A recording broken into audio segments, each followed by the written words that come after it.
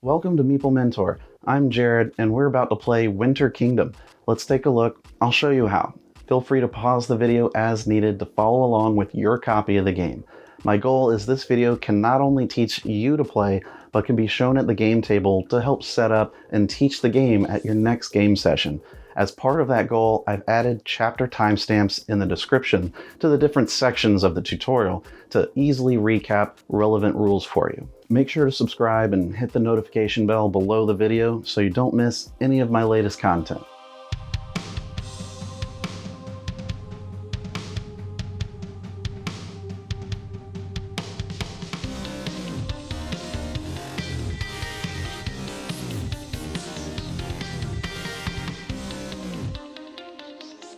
Winter Kingdom is the bigger sequel to Kingdom Builder and adds more variability and deeper strategic gameplay than the original. In the game, players will be expanding their own kingdoms across the map of various terrain to earn coins or earn points at the end of the game. Coins offer the chance to buy new special abilities, and the 3 Winter Kingdom cards that come out each game offer a variety of ways to score points. Winter Kingdom also adds forts to the game in addition to the normal houses, which will be worth more but can't be moved. The game will end once one player has built all their houses and forts. Whoever has the most points at the end will win. To start setting up, take any hex board and put it in the center of the table. Place 1 hex board on each side of the center hex board to make a fully connected map. Any side of the hex boards can be used in any rotation. This means each game will have a different map. Shuffle the Winter Kingdom cards and draw out 3 face up on the table. The rest can return to the game box. Put all the coins near the map to create a supply. Shuffle the ability cards and deal 5 to each player. Keep those secret in your hand. Shuffle the terrain cards and put it near the game board as the terrain deck. Shuffle the economy cards and twist cards separately and draw 1 of each to go face up next to the board. From the 4 colors to choose from, each player should choose 1 to be and collect all their pieces in that color. You'll have 32 houses, 4 forts, and 7 ability tokens. Give each player 1 terrain card from the deck, kept secret in their hand. Give everyone 1 mandatory action card and 1 tunnel card to be face up in front of you. Put an ability token on the active colorful side face up over each card. The youngest player will be the first player and takes the start player token. Then, based on clockwise turn order from them, give out some starting coins. In a 2-player game, the first player gets 1 coin and the second player 2 coins. In 3 or 4 player games, the first 2 players get 1 coin and the 3rd and 4th players would get 2 coins. With that, you're set up and ready to play. A game of Winter Kingdom has no set number of rounds. Play continues round after round until one player has all their houses and forts on the board. During each round, players go in turn order around the table, doing all of their actions for a complete turn. At the end of the game, play will continue until each player has had equal turns based on who was the start player. On your turn, you must do the mandatory action of building 3 houses on the terrain type shown on your terrain card. Also, before or after your mandatory action, you may use your collected ability cards to do special actions. After all these actions have been taken, players may then use coins to make a single purchase. This purchase can be to buy a new special action ability or upgrade an ability card previously bought. At the end of your turn, the terrain card used is discarded to a discard pile, then draw a new one from the deck and play passes to the next player. There are 6 terrain types you'll find on the terrain cards: flower fields, grasslands, tundra, fell fields, snowscapes, and forests. Although those aren't the only types of terrain found on the maps. The ice terrain doesn't have a terrain card, but houses could still occupy those spaces through being moved onto them from ability cards. The mountain terrain hexes cannot be built on or moved to except using the mine and guide ability card. The tunnels could be used with the tunnel card, but that's pretty much it. The village hexes are important for some Winter Kingdom scoring cards and some ability cards. The castle hexes give 3 points each at the end of the game for the player with the most houses surrounding it. The Winter Kingdom cards are the variable ways to score the game at the end. Each card you could see in the game has a detailed description found in the rulebook if you have any specific questions. They're mostly positioning of your houses and forts around different terrains. On a player's turn, they'll reveal their terrain card and build 3 houses on empty hexes of that type somewhere on the map. All placement restrictions must be followed, which I'll describe later. Winter Kingdom introduces forts, which can be placed instead of a house. They work the same way, except they count as 2 houses on the same hex and can never be moved. Revealing the terrain card and placing houses and forts is the mandatory action you must do on your turn. Before or after this action, you may use an ability card in front of you that's active. Once the ability is used, the token flips to its used side. These special actions have a variety of effects, including placing additional houses or moving existing ones. Some ability cards have 2 special actions shown on them. The top half of the card can be used as soon as you purchase the ability card. The second action can only be used once the card has been upgraded. The ability token should be placed on the top or bottom half of the card to indicate which special action can be used. After it's been upgraded, the player can choose to use the first or second action, but not both. However, there's an exception when a card's ability has an orange highlighted background.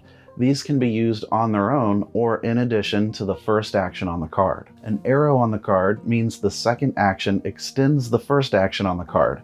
The player can do the first action and can choose to also do the second. Each ability card can be used once per turn. The economy card placed on the table during setup shows how you can earn coins during the game. Every time you place a house or fort, check the card's text to see if you've met the requirement to earn money. If you satisfy the requirement, gain the appropriate number of coins from the supply. This card stays in play the whole game and applies to all players. You could earn multiple coins if you fulfilled the card's requirement more than once during your turn. Any coins earned can be spent that same turn if you choose to. The next part of a player's turn is performed after the mandatory action and all special actions they want to use. In this phase of the turn, you may choose one of these 3 options. Firstly, you can choose one of the ability cards in your hand to play on the table in front of you, which will give you a new ability going forward.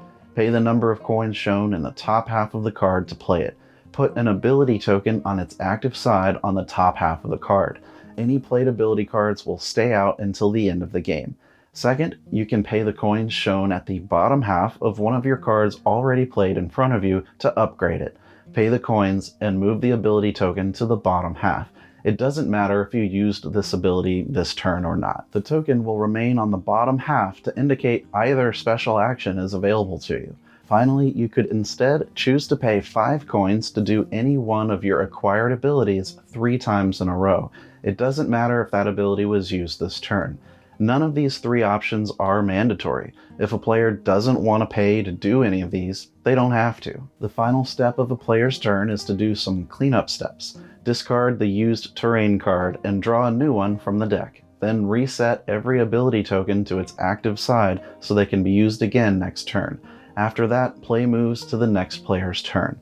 To circle back for a moment, let's look at what the rules are about placing houses or forts on the map. Only one house or fort can occupy an eligible terrain hex. Houses and forts can only be built onto or moved onto these 7 terrain types: forest, grassland, tundra, fell field, flower field, snowscape, and ice. Should a particular terrain type be completely covered with houses and forts, any drawn terrain card of that type should be discarded, then redraw a new card.